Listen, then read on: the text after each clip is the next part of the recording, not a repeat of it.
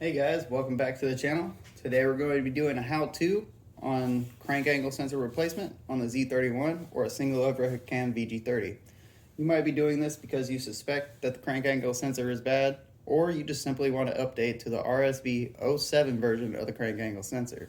Right here, you have an RSV03, just one of my spare ones in case my RSV07 somehow goes bad.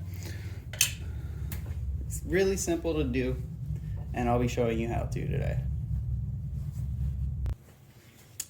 And all you need to do this is three things. You need a flat head and a Phillips. Yes, you need both. You'll see why in a second. And you need an 8mm socket or an 8mm wrench. So let's get to it. Go ahead and pull your coil wire, your spark plug wires.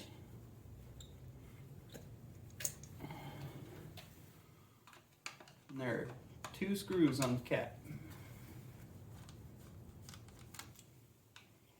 If you have an OEM cap, these screws will not fall out if you turn it upside down or anything, but on a lot of aftermarket caps, which don't buy by the way, they suck.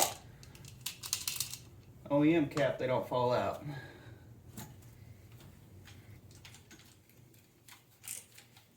And then you have your rotor. Whoop. See, you might come to that problem if you're trying to use a socket like I am. So you gotta get on the crank pulley and get the rotor to where you can take that nut out.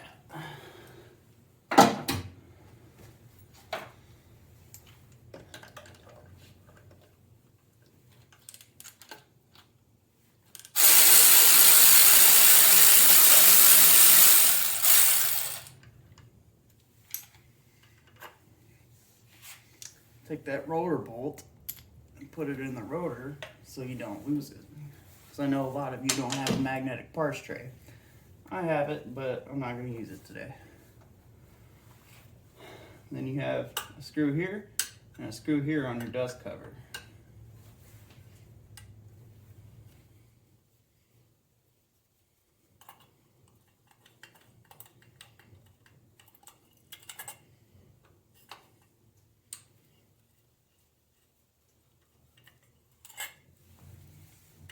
Take your dust cover, flip it over, and that becomes your parts tray.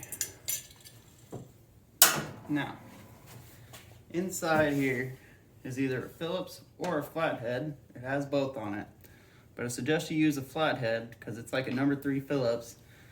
And if you don't have a lot of tools, you probably don't have a number 3 Phillips. You probably have a number 2 Phillips.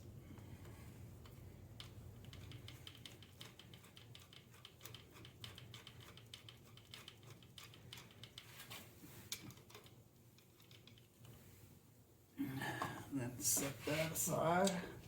Leave that screw in there so it doesn't disappear anywhere. Then you have your trigger wheel. Very small spring washer. And a little locating washer.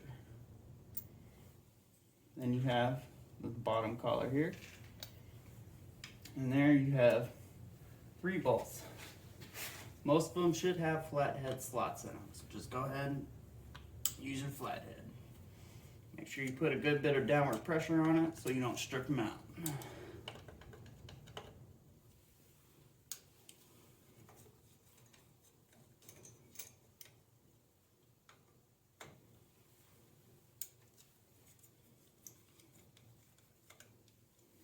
Alright, this little plate right here, most of you aren't going to have this. Typically comes with your updated RSV07, and I'll get that later. But I got my RSV07. I don't know if you can read that number there. You can see the junkyard paint on it. I got this out of a VG30 Pathfinder. And that's it. That's that simple. That's how you get to your crank angle sensor. While you're in here, check your distributor shaft for side-to-side play. It's alright to have a little bit of up and down play, but you don't want excessive side-to-side play. As long as that's good, you don't need a whole distributor. Most shops, when you need a crank angle sensor, they're gonna tell you, we gotta put a whole distributor in it. No, the whole distributor is in excess of $300. This right here, under $100. Fuck that. So now that you have it out, it's reverse of the disassembly process. Stick it back in there, kind of reach up under here, make sure that connector gets good and seated into your crank angle sensor. It's pretty well in there, but I just felt it. It wasn't quite in there. Oh.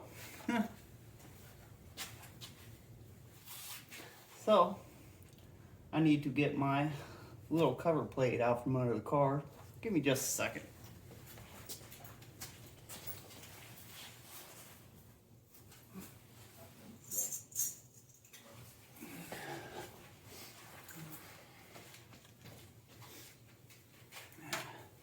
I got lucky there because it did fall down into the valley, but it kept going. Lucky me. Get your 3 bolts, put them back in.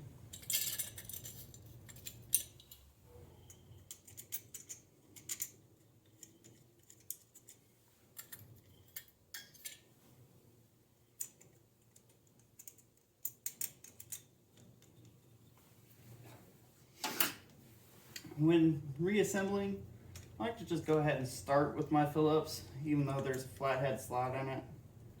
It's just a lot faster that way. I think I might cross there that one. We'll go back to that.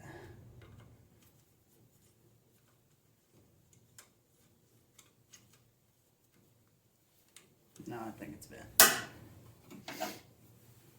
Oh well. Make sure you put plenty of downward pressure and just get them good and snug.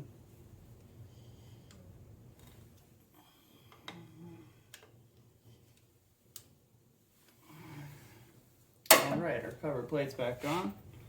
Go back to your bottom collar here. And you want to kind of line that hole up with the flat part on that shaft, just for your little locating washer.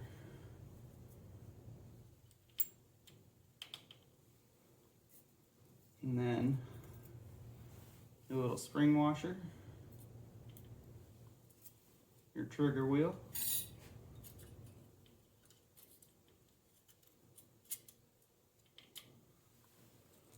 and then your top collar here, which it has 2 holes on it that line up with that little locating washer. Grab your flathead.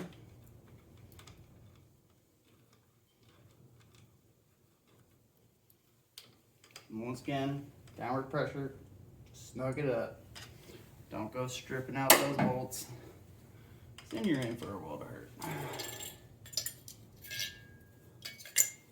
Dust cover. 2 little screws that hold the cover.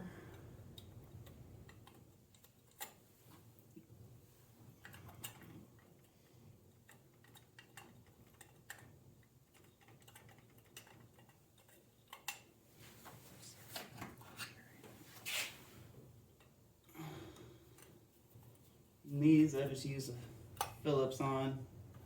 Most of them had the notch for the flathead in it. One of mine doesn't. Just downward pressure, nice and snug.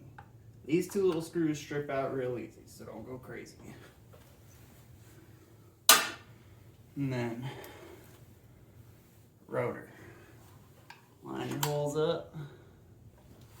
Get your 8mm bolt started by hand.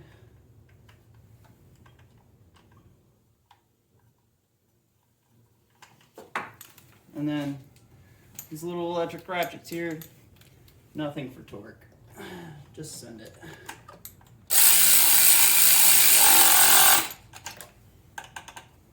Good to go there.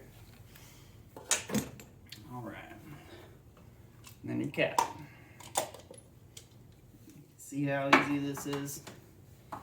Brain dead monkeys could do it. Once again, I'll start it with my Phillips and finish it off with my flathead.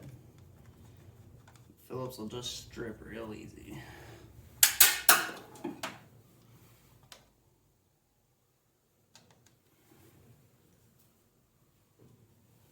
have to go crazy on these. You're just holding a plastic cap on.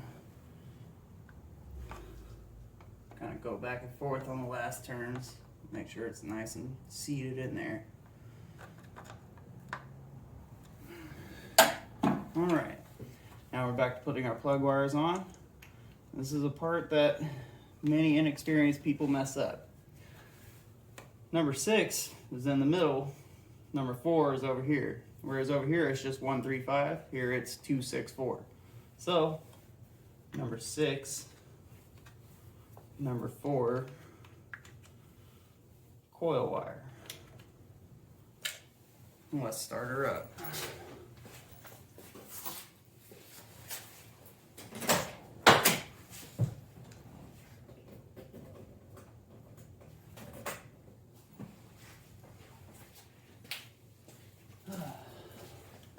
Don't be like me. Put the negative wire back on the battery because your car just sits in the garage.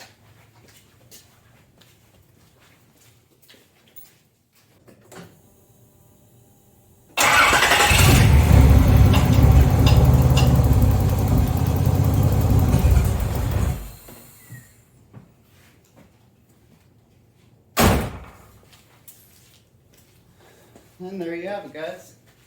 That's how you do a crank angle sensor replacement. Super easy, super simple.